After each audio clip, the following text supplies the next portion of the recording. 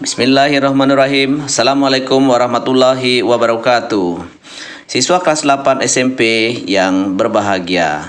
Alhamdulillah kita jumpa kembali dalam kegiatan belajar pembelajaran IPA. Pada sesi yang sekarang kita akan membahas persiapan penilaian harian atau yang kita kenal dengan ulangan harian yang pertama, yaitu KD 3.1 Sistem Gerak pada Manusia. Pada kesempatan ini kita akan membahas kuis, yaitu persiapan ulangan. Kuis kita dilaksanakan di dalam 2 kali. Yang pertama, kuis yang tahap pertama, yaitu tentang sistem gerak pada manusia. Dan kuis yang kedua, yaitu tentang gerak pada hewan dan tumbuhan. Anak-anak hebat, mari kita mulai membahas persiapan untuk ulangan, yaitu pada kuis yang pertama. Pada kuis yang pertama, pada soal yang nomor 1, disebutkan sebagai berikut. Seperti yang terlihat pada monitor, berikut ini merupakan fungsi rangka manusia kecuali. Nah, di sana ada 4 pilihan. Yang pertama, melindungi alat tubuh yang penting. Yang kedua, sebagai alat gerak aktif. Yang ketiga, tempat melekatnya otot.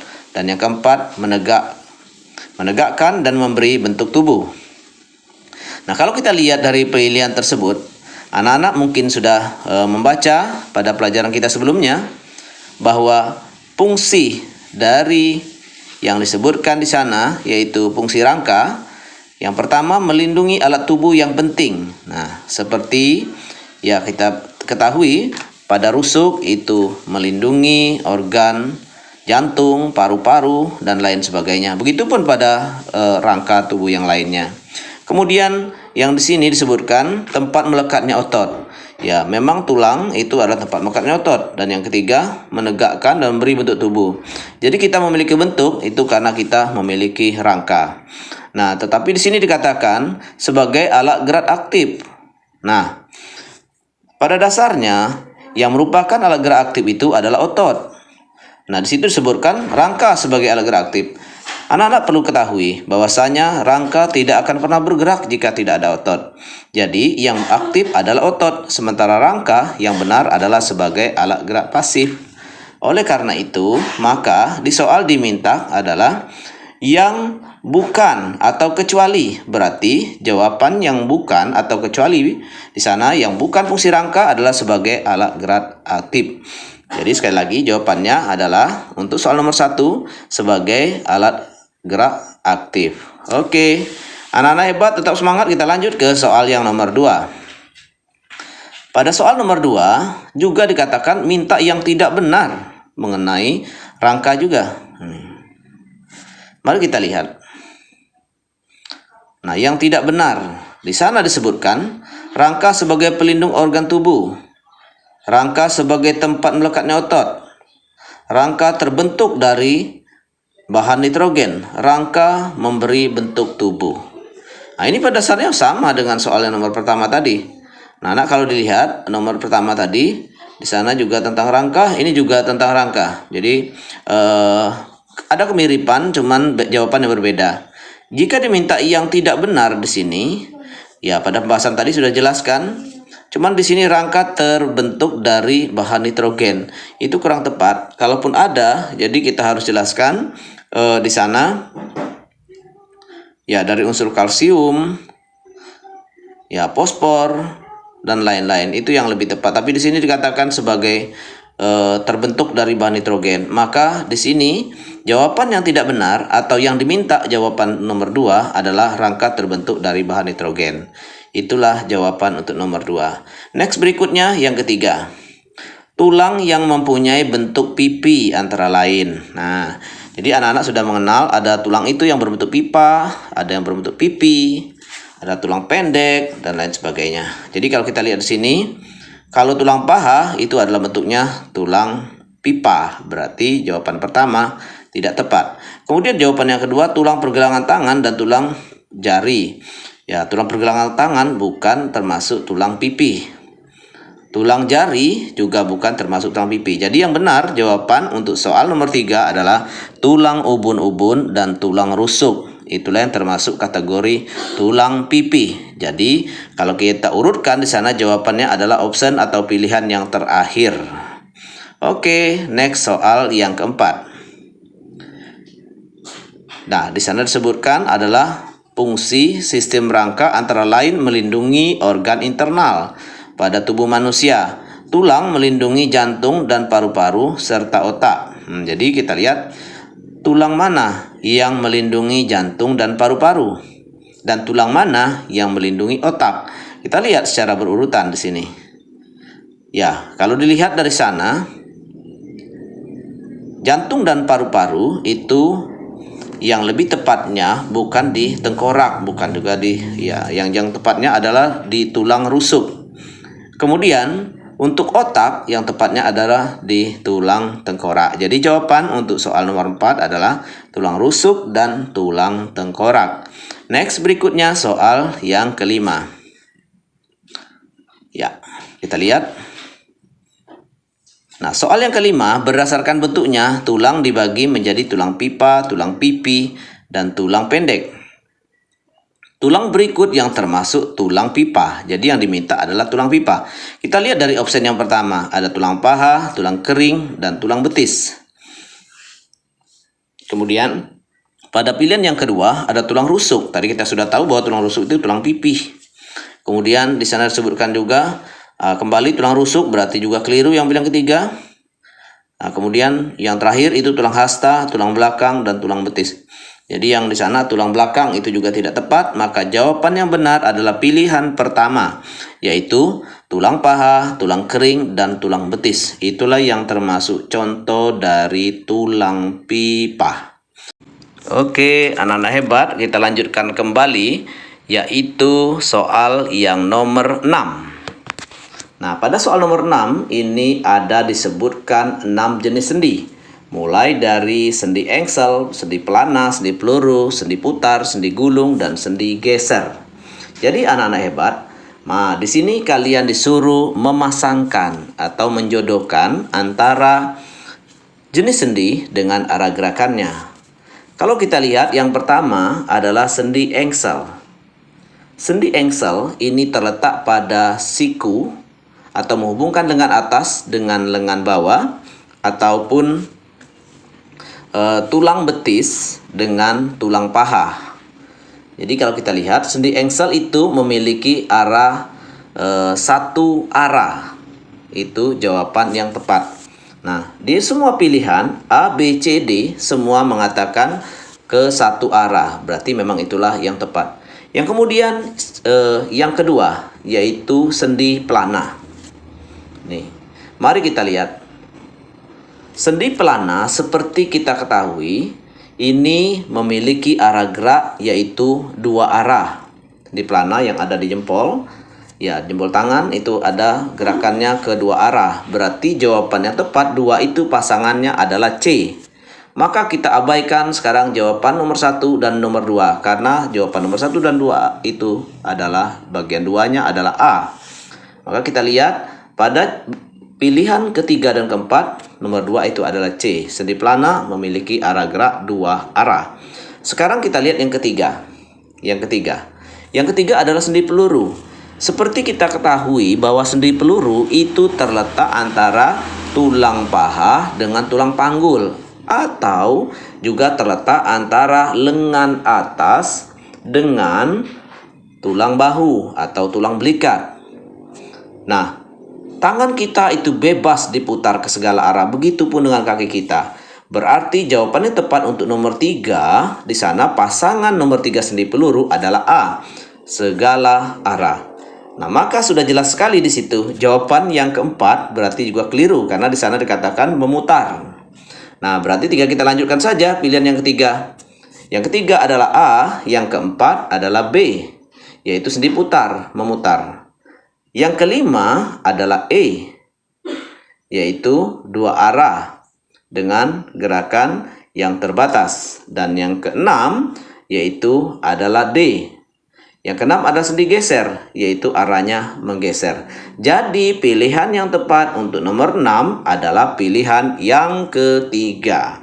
Lanjut kita ke soal yang nomor 7. Mari kita lihat. Pada soal yang nomor 7, di sini disebutkan adalah ciri-ciri otot. Nah, kita langsung ke pertanyaannya. Ciri otot jantung ditunjukkan oleh nomor. Ya, kita kenali dari pernyataan 1 sampai ke pernyataan 5. Yang mana yang paling mungkin di sana? Nah, kalau kita lihat itu dapat ditemukan di organ jantung. Udah pasti berarti yang mengandung 5 itu benar. Segera kita eliminasi jawaban yang pasti salah, yaitu 2, 3, 4. Berarti jawabannya tinggal ya bagian pilihan pertama, pilihan kedua, atau pilihan yang ketiga. Selanjutnya, kita lihat lagi di sini. Kemungkinan anak-anak tidak menghafalkan tentang banyak inti maupun yang lainnya. Nih, seperti kita ketahui bahwa otot jantung ini bekerja non-stop mulai dari lahir nanti sampai kita meninggal. Maka dapat dikatakan bahwa otot jantung itu tidak mudah lelah. Dia akan bekerja terus-menerus. Ya, kalau kelelahan berarti dia berhenti dan itu tidak mungkin. Berarti jawaban option yang keempat itu juga benar. Maka segera kita eliminir jawaban 135 yang pilihan pertama itu kelompok yang tidak tepat. Berarti antara kedua dan ketiga. 2, 4, 5 atau 1, 4, 5. Sekarang kita bandingkan yang nomor 1 dengan nomor 2. Nih, yang nomor 1 bekerja secara tidak sadar. Yang kedua, sel berbentuk silindris panjang. Nah, jadi yang tepat untuk yang ini adalah bekerja secara tidak sadar. Karena otot jantung itu tidak perlu diperintah. Dia akan bekerja dengan sendirinya. Kita sedang tidur nyenyak, jantung kita tetap berdetak. Berarti bekerjanya tidak sadar. Berarti jawaban yang tepat di soal ini adalah yang pertama, bahwa bekerja tidak sadar. Yang kedua, tidak mudah lelah, yaitu pada opsi pilihan yang keempat. Kemudian, dan yang terakhir, terletak pada jantung. Berarti kita ambil pilihan yang bagian keempat, yaitu 1, 4, dan 5. Itu jawaban untuk soal nomor 7. Next berikutnya, soal nomor 8. Berdasarkan morfologinya, jaringan otot pada manusia dibagi menjadi 3. Nah, tadi sudah disebutkan. Jelas jawabannya di sana ya. Ada otot lurik, otot polos, dan otot jantung. Next, soal yang ke-9. Anak mungkin pernah melihat ada otot pada lengan atas kita. Otot kalau kita letakkan tangannya, otot yang pada bagian atas dan otot yang bagian bawah. Disebut dengan huruf X pada bagian atas dan huruf Y pada bagian bawah. Jadi kalau kita lihat, otot yang bagian atas yang simbol X itu adalah otot bicep.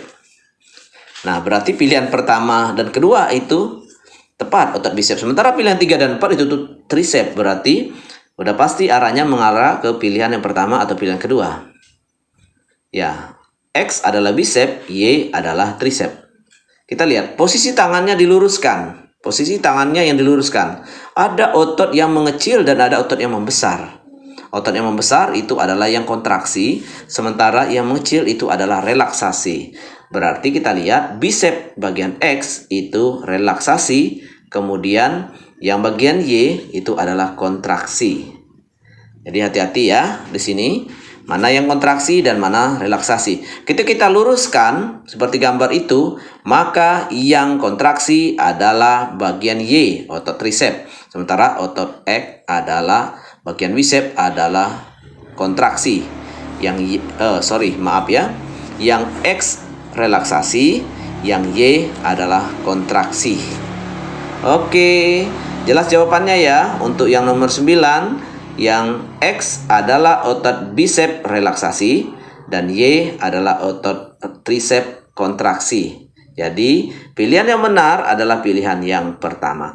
Next berikutnya soal yang ke-10. Anak-anak hebat, kita lihat hubungan antar tulang nomor 5 dan nomor 6. Mari kita lihat. Nomor 5 itu tulang panggul, nomor 6 itu adalah tulang paha. Berarti jawaban yang tepat adalah sendi peluru. Tapi hati-hati loh anak-anak, kemungkinan soal dipindahkan ke bagian yang lain. Ya, contohnya antara 6 dengan 7, sendi apakah itu? Ya, kalian udah tahu bahwa itu adalah sendi engsel. Kemudian kalau kita lihat yang terletak di leher nomor 2 dan nomor 9, ya itu adalah sendi putar. Ya, kemudian itu perlu anak-anak ketahui. Jadi tidak hanya menghafalkan nomor 5 dan nomor 6. Bisa jadi yang keluar adalah antara nomor 6 dan nomor 7 ataupun nomor 9 dengan nomor 2. Oke, anak-anak hebat, kita lanjut ke soal yang ke-11. Oke, kita lihat. Ini diceritakan ketika kita berjalan secara rileks. Ini ya, dengan secara refleks tangan dan kaki kita bergerak seiring. Jadi kaki mengayun, tangan juga berayun. Jadi gerakannya seirama.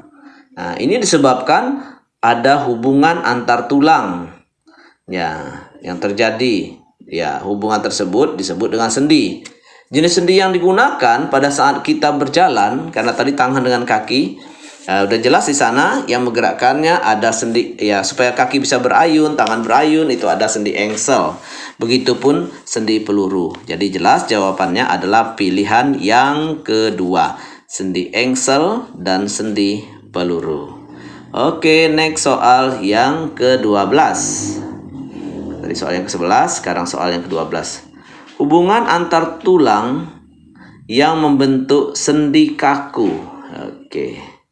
Mari kita lihat yang membentuk sendi kaku di sini.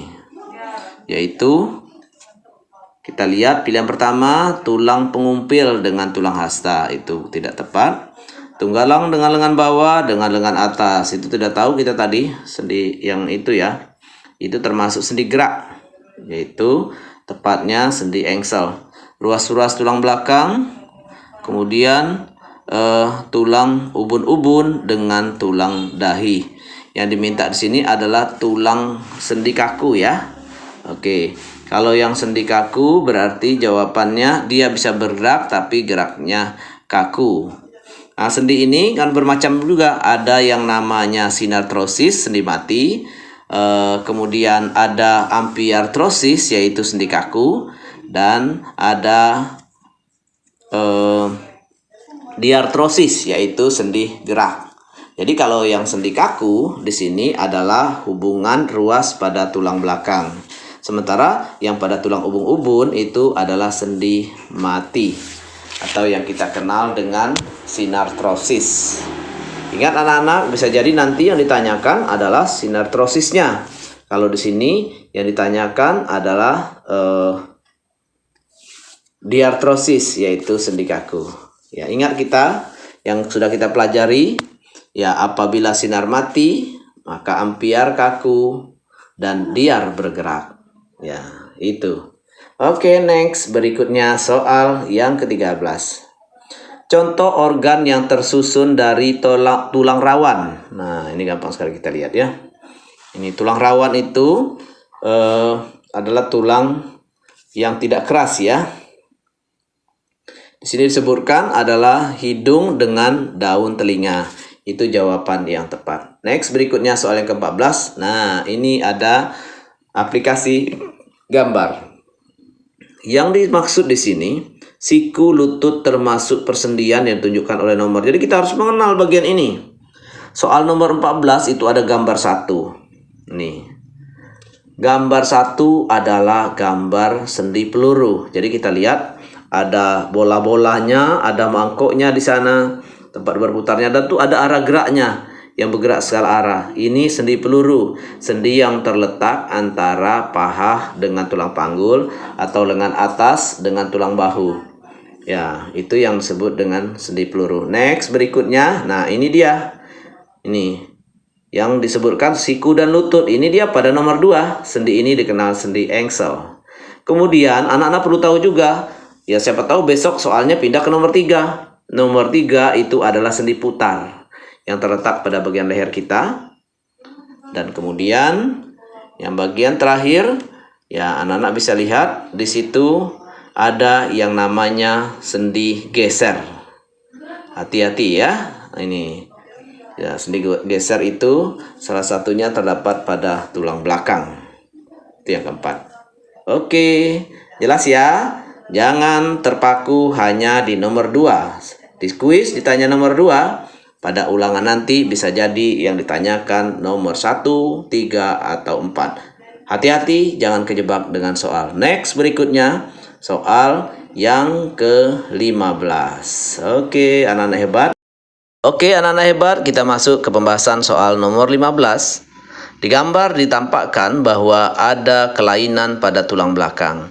Jelas sekali pada gambar tersebut itu adalah gambar kelainan tulang belakang yang disebut dengan lordosis. Nah, anak-anak hebat, hati-hati, bisa jadi soal kita berikutnya nanti adalah kiposis atau skoliosis. Ya, nanti silakan anak-anak googling bagaimana bentuk gambarnya. Nah, ini untuk gambar yang nomor 15. Dan untuk yang pisura itu kelainan pada luka biasanya. Nah, anak-anak hebat, jelas jawaban nomor 15 yaitu jawaban pada pilihan yang kedua yaitu lordosis. Oke, kita lanjut. Oke, ciri-ciri tulang patah atau retak terjadi pembengkakan, kemungkinan pendarahan, jenis gangguan pada sistem gerak tersebut disebut dengan. Oke, di sana ada fraktura, kiposis, artritis, dan rakitis. Nah, anak-anak hebat, di sini disebutkan tidak ada yang keluar, masih di dalamnya secara umum. Ini ada tulang patah, berarti jawabannya fraktura. Hati-hati, nanti akan ada istilah fraktura terbuka. Itu apabila patahan tulang itu sampai keluar, maka jawabannya fraktura terbuka. Tapi tulang yang patah tetap berada di dalam tubuh, itu namanya fraktura tertutup. Oke, anak-anak hebat, sampai di sini pembahasan kita untuk kuis bagian 1. Ya, kita akan lanjutkan nanti pada kuis yang bagian 2. Tetap semangat, jaga kesehatan, salam sukses. Ya, kita akhiri pembahasan kuis kita untuk tahap yang pertama. Ya, sampai jumpa pada pembahasan kuis yang kedua. Billahi taufiq wal hidayah. Wassalamualaikum warahmatullahi wabarakatuh.